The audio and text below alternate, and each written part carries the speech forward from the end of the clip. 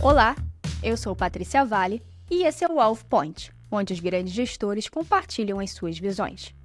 O Wealth Planning é uma parte fundamental do Wealth Management, estruturando os melhores modelos tributários e de sucessão de patrimônio.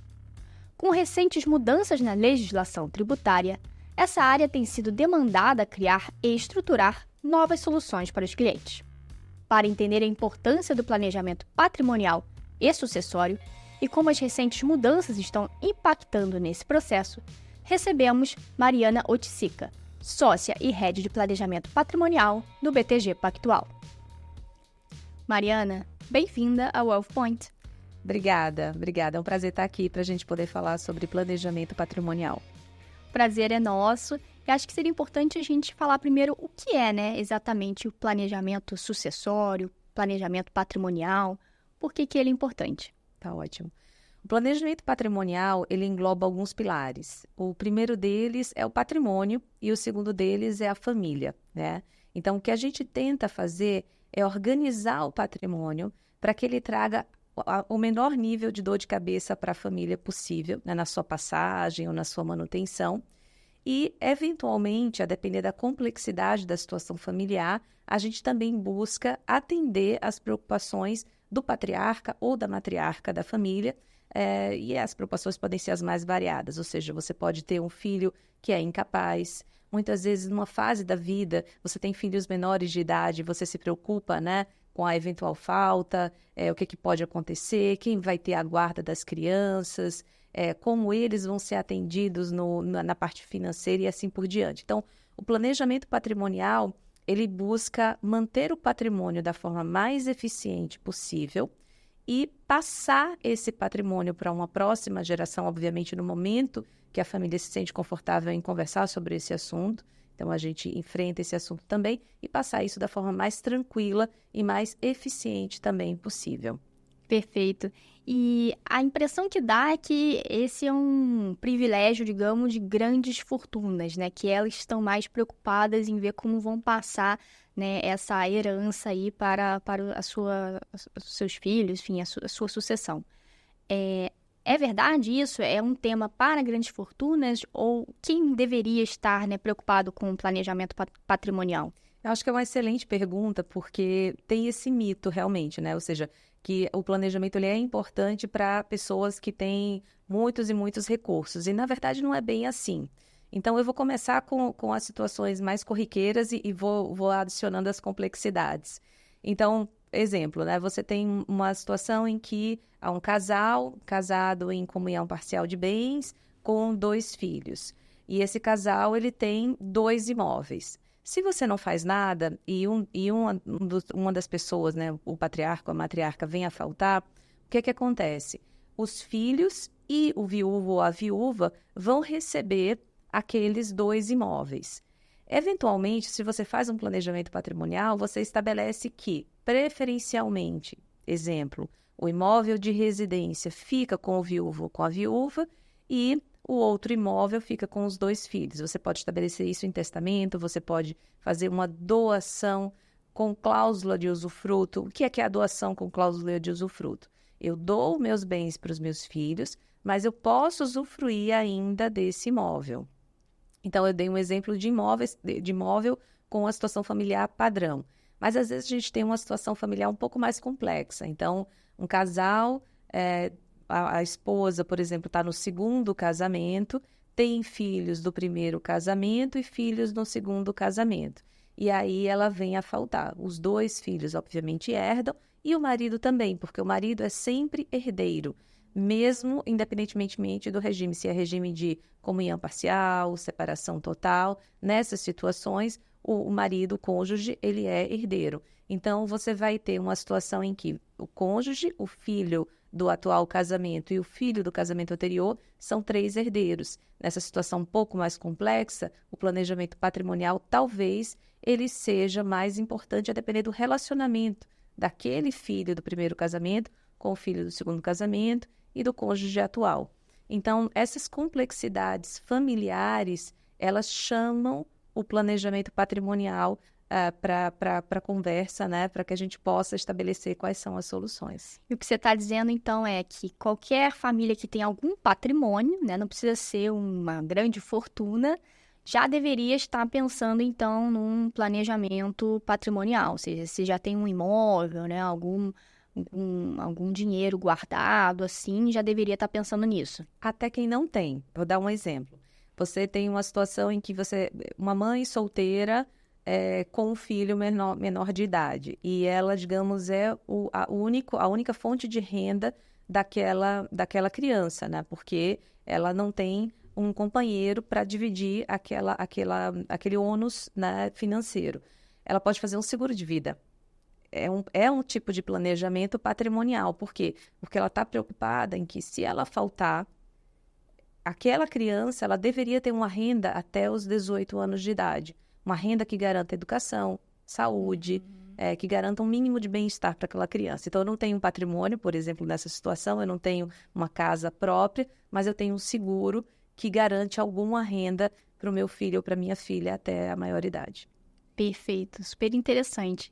E a gente tem assistido um pouco dessa área ter sido mais demandada do que nunca, né? A gente poderia dizer assim, Mariana, porque teve recentes mudanças, né, na legislação tributária aí, veículos de fundos exclusivos, em geral, eram muito usados pelas grandes fortunas para fazer esse planejamento, essa sucessão. Agora eles passaram a ser tributados, aí foram usar os veículos de previdência e já não é mais possível fazer um fundo exclusivo, né, na previdência acima de 5 milhões. Está tendo muitas mudanças aí no cenário, né? Queria entender um pouco como é que vocês estão lidando com isso, né? Como é que estão o lado dos clientes, como é que vocês lá no banco estão pensando aí em todas essas mudanças. Tá.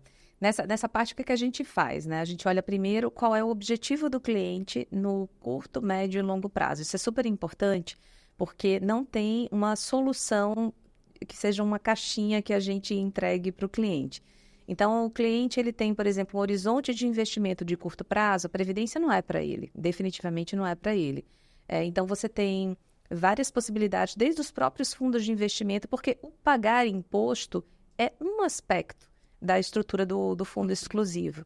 O fundo exclusivo, ele serve como um veículo em que você também pode fazer doação com usufruto, com cláusula de incomunicabilidade, com cláusula de inalienabilidade. Às vezes você tem uma preocupação que, por exemplo, se o seu filho vier a herdar muito novo, você tem uma preocupação que ele gaste os recursos rapidamente. Então, você gostaria de limitar um pouco aquele fluxo financeiro para aquele filho. Então, o fundo exclusivo, o fundo de investimento restrito a um grupo especificamente, ele tinha essa função também. A gente tinha a possibilidade de fazer a doação com reserva de usufruto, porque você já organiza a sucessão, ou seja, você já estabelece que aquele veículo vai ser o veículo da família e cada um vai tirar um pedacinho daqueles recursos por ano para garantir que o grosso dos ativos financeiros, eles permaneçam naquela estrutura por um prazo que é estabelecido pela família, seja 5 anos, 10 anos, 20 anos, o que seja. Então, o que a gente está fazendo agora é voltar a discutir com os clientes o que a gente fazia antes, ou seja, qual é o seu objetivo de curto, de médio, de longo prazo, quais são as suas preocupações familiares e a partir daí a gente desenha. Previdência, independentemente de ter fundo exclusivo ou não, é um ótimo veículo de investimento de longo prazo. A Previdência, ela funciona muito bem no longo prazo, porque você tem uma tributação melhor depois de 10 anos, mas não só isso, porque você está realmente planejando a sua aposentadoria ou planejando a sua sucessão. Então, esse é um veículo que a gente tem usado bastante. Os fundos a gente continua usando bastante, porque os fundos continuam sendo veículos importantes de organização familiar, independentemente da tributação. E a gente também trabalha com os ativos tanto no Brasil como ativos no exterior. E isso também a gente acaba discutindo com os clientes, quanto você quer deixar investidos aqui no Brasil e no exterior. Você quer diversificar o risco, você quer investir mais em determinados setores ou em determinadas empresas que não tem aqui no Brasil. Então, a partir daí, a gente, sabendo quais são as intenções dos clientes, a gente adapta a esses veículos de investimento. Perfeito. Então, só para deixar claro, tem vários veículos, né? E cada um é para uma situação diferente. Então, continuam sendo usados tanto fundos exclusivos, fundos de previdência, seguros, né? Se puder falar um pouco, talvez outros que a gente não... Quais são os principais, assim, né, que podem ser usados, sempre para o público também conhecer um pouco melhor. Tá bom. Então, assim, ó, previdência, ela funciona muito bem, como eu falei, né, para os ativos de longo prazo, né? Então, o cliente, ele tem realmente o objetivo de investir pelo menos 6, 7, 8 anos naquela categoria, idealmente mais do que isso. Mas se ele tem esse planejamento, a gente aloca em previdência. Então, a primeira conversa normalmente você tem 100 moedas. Dessas 100 moedas, quantas moedas você tem convicção que você vai investir no longo prazo? Normalmente, gira em torno de, a depender da família, do cliente, de 10 moedas a 40 moedas, 50 moedas. Uhum. E desse volume aqui, quanto o cliente tem segurança que ele não vai ficar angustiado, porque as soluções de planejamento patrimonial e os investimentos financeiros não podem tirar o sono de ninguém. Pelo contrário, eles têm que dar tranquilidade, é esse o objetivo. Então, uma vez que você tenha muito claro com o cliente que ele tem 30 moedas, vamos supor, que ele não vai tocar nos próximos 8, 10 anos, aí a gente sugere, por exemplo, ou pode sugerir, a depender do perfil, a previdência privada, porque ela tem essa tributação favorecida, né, e tem uma alíquota menor. Depois de 10 anos. Depois de 10 anos, exatamente. E aí, essa é uma alternativa. Aí, sobraram as 70 moedas. 70 moedas, ele tem agora os investimentos de curto prazo. Os investimentos de curto prazo, em que eu vou usar nesse ano, nos próximos 12 meses, esses ativos têm que estar em ativos provavelmente de baixo risco, em que você tem acesso imediato. Então, são os ativos mais líquidos que você pode acessar sem nenhum tipo de dor de cabeça ou nenhum tipo de deságio, né? Que você tem que correr para o banco tentar vender esse papel e eventualmente vende com valor menor. Então, normalmente, fundos de investimento com liquidez diária continuam sendo super importantes para esse investimento de curto prazo. Então, nesse exemplo que eu dei, dessas 100 moedas, vamos supor que 30 moedas são para o investimento de curto prazo. Então, ou fundos de investimento com liquidez diária, ou ativos isentos, ou fundos de investimento de ativos isentos, de carteira isenta, que tem também a liquidez ali muito, muito rápida para o cliente. Então, esses são veículos bastante utilizados para os investimentos de curto prazo. E aí, médio prazo, que a gente está falando aí, não vou precisar, nesse ano não vou precisar, eventualmente vou precisar daqui a 2 anos, ou entre 2 anos e 6 anos eu posso ter que usar essa reserva de emergência. E aí, nessa situação, o que é que a gente sugere? São os ativos que têm um pouco mais de risco, né? E os veículos são os próprios fundos de investimento, que tem no mercado como um todo, e outros ativos isentos mais longos, né? Em que você vai ter a liquidez um pouco mais para frente. Então, essas são as estruturas, ou os veículos, ou os ativos mais utilizados. E aí, o que é que a gente adiciona a isso? A gente adiciona a isso ou um testamento, ou uma doação, se o cliente tem uma situação em que ele quer já organizar a sucessão. Então, pensando em sucessão, no testamento, ele pode estabelecer, os ativos financeiros, por exemplo, se eu tenho filhos menores, vão ser geridos pela minha esposa, ou vão ser geridos pela mãe dos filhos que é do primeiro casamento e não do casamento atual, e assim por diante. Então, o testamento ele funciona muito bem, e a doação funciona para você transferir aqueles ativos se você já tem o conforto de transferir. Se não, a previdência, ela garante que os ativos passam para os herdeiros imediatamente, ou melhor, em até 30 dias após a comunicação, né, do falecimento para a seguradora, e esses ativos, eles não passam por inventário, que é uma vantagem muito grande, porque você garante o fluxo financeiro para aquela unidade familiar, né? Ou para aquele filho do casamento anterior e para o filho do casamento atual. Acho que é bom explicar isso, porque demora a sair um testamento, né? E às vezes as pessoas não se dão conta disso, né? É um ótimo ponto. Uma vez que você falece, se você tem filhos menores, o inventário ele tem que ser judicial, ele não pode ser extrajudicial. E aí isso faz com que, enfim, indique uma necessidade de um processo judicial com o juiz, com o promotor de justiça. E aí a gente está falando de um prazo mais alongado, porque, obviamente, o promotor vai entender se aquele menor está com os direitos resguardados ou não. Ele tem que atuar. Então, demora mais. E aí, muitas vezes, a gente já viu acontecer de herdeiros terem recursos ou terem patrimônio e não conseguirem acessar porque o inventário judicial ele demora muito. Então, o que a gente sugere é que todos nós deveríamos ter um pouquinho de previdência para que aquele recurso ele seja transferido em até 30 dias, ou seja, você comunica. Digamos que eu sou beneficiária de uma previdência, eu comunico à seguradora e eu tenho aqueles recursos em 30 dias sem processo de inventário.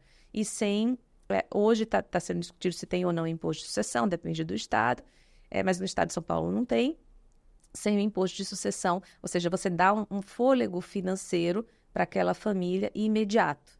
Então, e aí você também reduz potenciais conflitos, especialmente se tem partes que não digamos, têm harmonia no momento da sucessão.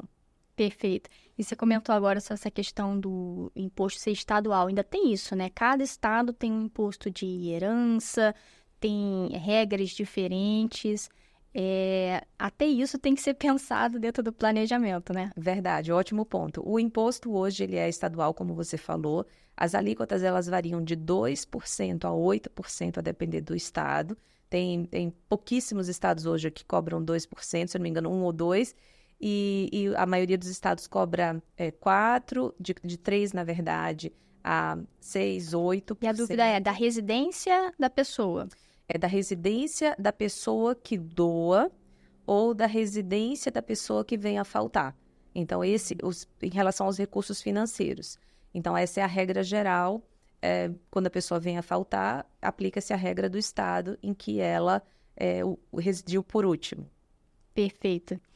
E, Mariana, a gente está falando bastante sobre a decisão, né, do patriarca ou matriarca, né, enfim, quem está com a fortuna para planejar isso para os seus filhos, né, enfim, a sua sucessão. Mas queria entender um pouco como que essa sucessão faz parte desse jogo. Vocês chegam a falar com as duas gerações, assim, para um entender o que está acontecendo e também um dia, sei lá, entrar de paraquedas, né, entender o que está sendo feito. Isso parte da família, querer envolver ou não? Tem alguma orientação que vocês dão? Esse assunto super me fascina, porque é engraçado como a gente percebe que, independentemente do padrão que você queira estabelecer das famílias, cada família tem a sua dinâmica. E cada família prepara a segunda geração de uma forma diferente. Tem pessoas que não falam para o filho ou para a filha o quanto eles têm, e muitas vezes eles são surpreendidos com esse recurso, e tem outros que falam desde o início. Não tem certo ou errado, eu sempre acho que é importante favorecer uma educação financeira para a segunda geração, independentemente de saber ou não quanto o pai ou a mãe tem.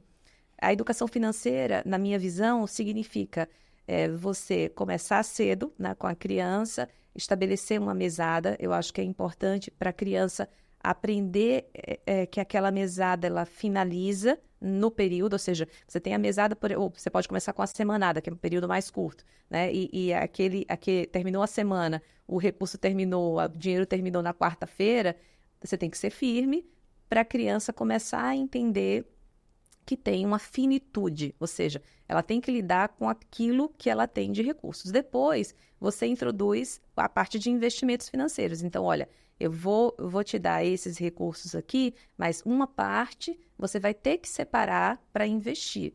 E aí, eu até brinco com os meus filhos, na verdade, meu marido que fez isso, não fui eu, tá? Mas meu marido brinca com os meus filhos, que aí ele fala, vocês querem investir, ele estabelece 3 ou 4 empresas, mas empresas que as crianças conhecem. Aí, tipo Apple, Microsoft, porque tem um joguinho que um ou outro gosta, e assim por diante. E aí, eles investem pouca coisa, nada, quase, e eles veem quanto rendeu no final do mês, e eles acompanham. Então, isso é uma forma de você trazer essa educação financeira para... Desde o início. Desde o início. E aí, voltando para a sua pergunta, que eu fiz um super círculo, né, para chegar aqui, Mas, voltando à sua pergunta, essa conversa ela é muito natural para algumas famílias que introduziram essa educação financeira desde o início, e aí a segunda geração ela já participa naturalmente das reuniões, mas quando a família não fez esse movimento, a gente tem esse papel e a gente se preocupa com isso. Porque uma das situações mais desastrosas que a gente vê nessa passagem de bastão é quando tem uma surpresa muito grande da segunda geração, eles não têm as ferramentas de educação financeira e aí acabam se atrapalhando na gestão de ativos, né? E os recursos, eles acabam.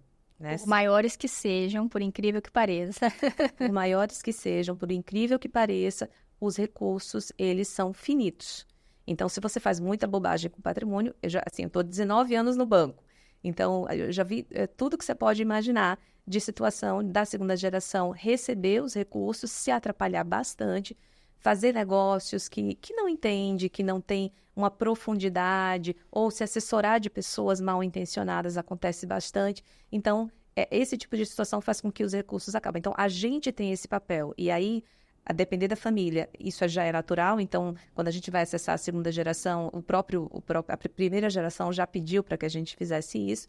Mas quando não, a gente faz esse papel de orientar a primeira geração para trazer a segunda geração para o jogo. O maior medo deles mas se eu falar quanto eu tenho, os meus filhos vão deixar de estudar ou deixar de trabalhar ou não vão se interessar tanto, né, para fazer a sua própria carreira, né, ou trilhar a sua própria jornada.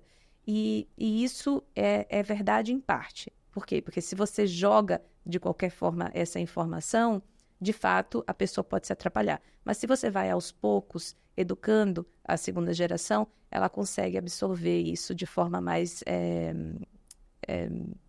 não é respeitosa que eu quero dizer, mas de forma mais... Natural também, né? Natural, exato. Perfeito. E para a gente complementar esse assunto, eu imagino que a visão de mundo de investimentos entre essa geração e a geração sucessória, né, são diferentes, né? A gente vê que a geração mais nova pensa mais, por exemplo, em ESG, né, em o que está fazendo com seus investimentos. Esse deve ser um outro debate dentro aí do wealth planning de vocês, né? Conciliar quando a família está fazendo junto, né? Que você fala, já investindo junto, e pensando junto no seu patrimônio, o que um quer com o que o outro não quer. O que você vê aí dessas novas gerações, como engajá-los, mas também colocá-los, né, no lugar, digamos, em que eles devem estar, né? Ótimo. A gente vê que essa segunda geração ela tem um interesse muito grande por investimento de impacto. Na época de criptomoedas, né, blockchain, empresas de blockchain, criptomoedas, private equity, teve uma fase de private equity que eles estavam bastante interessados nisso. Qualquer assunto novo, né, que os jovens conversem entre si acaba, digamos assim, trigando esse tipo de interesse. Então, o que a gente vê bastante hoje é um interesse muito grande por investimentos de impacto dessa segunda geração. E aí eles gostam muito de investimentos que se relacionam à transição climática, mas, obviamente, com retorno financeiro, né? Esse é um aspecto que a gente vê bastante dessa segunda geração. Eles se interessam muito por mercado financeiro em si. Então, ou seja, quais são as oportunidades, quais são as empresas novas, né, que vão disruptar o mercado. Todo mundo quer investir numa empresa que vai disruptar e que vai valer algumas vezes, né, o que vale hoje. Então, esse interesse ele existe em determinada parte dos jovens, em outra parte, isso de investimento de impacto que eu comentei. E, no geral, eles se preocupam com manter o patrimônio, né? Porque a geração que cria tem um DNA muitas vezes diferente da geração que recebe. A preocupação maior da geração que cria, né, é investir. Então, ele se arrisca mais, ele ou ela, né, se arriscam mais, vão atrás de novos negócios, não tem medo, né? Porque não tem nada a perder. A segunda geração, ela recebe aquele patrimônio, aquele ativo, e o papel daquela geração é manter para a próxima geração, né? E essa preocupação faz com que eles sejam um pouco mais conservadores em comparação com a primeira geração. Perfeito. Mariana, ótima nossa conversa. Eu vou fazer uma última perguntinha aqui para a gente terminar, só para ter uma ideia do que você está achando da evolução desse tema aqui no Brasil. Tem se falado mais aí de wealth planning, né, nos últimos anos, mas parece que ainda é um acesso pequeno, né? Você falou até que isso deveria estar indo para o varejo, alta renda também, né? Pouca gente ainda conhece isso. A previdência em si ainda tem muita pouca penetração, né, no Brasil. Você acha que quanto mais ou menos de pessoas que deveriam estar fazendo o wealth planning de fato estão fazendo? E o que você acha que a gente ainda tem para evoluir aí nesse tema? Quando eu comecei a fazer planejamento patrimonial há, sei lá, 20 anos, um pouco mais de 20 anos, o escritório que eu trabalhava era um dos poucos escritórios que tinha essa área. Não tinham escritórios aqui em São Paulo, né, que, pensando em Brasil, digamos assim, é a cidade mais pujante em relação a esse tema. Tinham pouquíssimos escritórios, a gente era um dos únicos que faziam. Hoje, obviamente, tem muito mais escritórios. Quando a gente pensa em Brasil, ainda falta expertise nesse tema. Por quê? Porque são muitas matérias envolvidas, né? Direito de família, direito de sucessão, direito tributário, regulatório e assim por diante, né? Imobiliário e aí vai, né? Agronegócio também, enfim. Então, é uma área muito multidisciplinar. Então, para você conseguir fazer o planejamento patrimonial, você tem que trabalhar ou com vários advogados que pensem em conjunto e trabalhem em conjunto, ou com um advogado que tenha uma visão geral e acesse, né, esses advogados mais específicos para fazer o planejamento patrimonial. Isso eu estou falando do mais complexo, tá? Eu não estou falando do mais simples. Mas, de fato, faltam mais advogados consultivos que se interessem por esse assunto e consigam ajudar os clientes nesse assunto quando a gente fala em Brasil. Quando a gente fala São Paulo, Rio, acho que são áreas que são bem atendidas. Rio Grande do Sul, Sul em geral, tem advogados que trabalham muito bem com o tema. Nordeste também tem alguns, mas falta não advogados bons, porque a gente tem advogados muito, muito bons nesses lugares, nessas regiões, mas faltam mais advogados para fazer planejamento patrimonial. Perfeito. Olha, muito obrigada, foi uma aula aqui. Te agradeço muito a participação. Obrigada a você, prazer. Eu agradeço também a nossa audiência. Esse episódio vai estar aqui no site do Neofeed e também nas principais plataformas de streaming. Até a próxima!